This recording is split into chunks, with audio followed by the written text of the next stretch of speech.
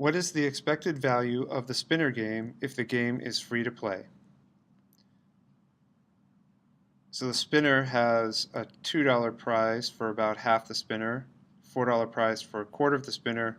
The last two remaining spots are $14 and $8. So I'm going to make a little chart.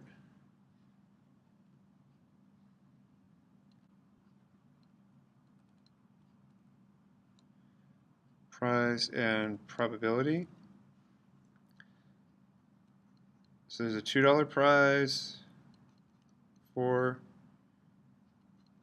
8, and 14. Now the probability of the $2 prize is 1/2 based on half the wheel. $4 is 1/4 based on a quarter of the wheel. And $8 and $14, those are each 1/8. Now it's important to note that all of these probabilities need to add to 1, and they do in this case, so this is all good. So now onto the expected value calculation. What we're going to do is we're going to multiply the prize by the probability for each one of these. So for this first one, it's going to be $2 times 1/2, and then plus $4 times 1/4, plus $8 times 1/8, plus $14 times 1/8. So we're just adding all of these individual prize times probability calculations, and that will give us the total expected value.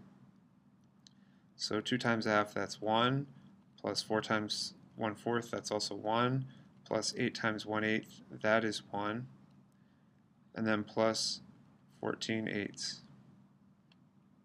Now 14/8 can be simplified to 7/4, and that is also 1 3/4. So we have 1 plus 1 plus 1 plus 1 3/4. That is 1, 2, 3, 4 3/4.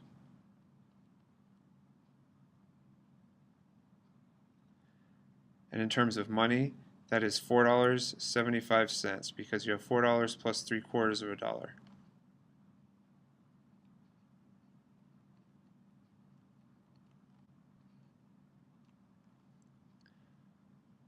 So that is the expected value of the spinner.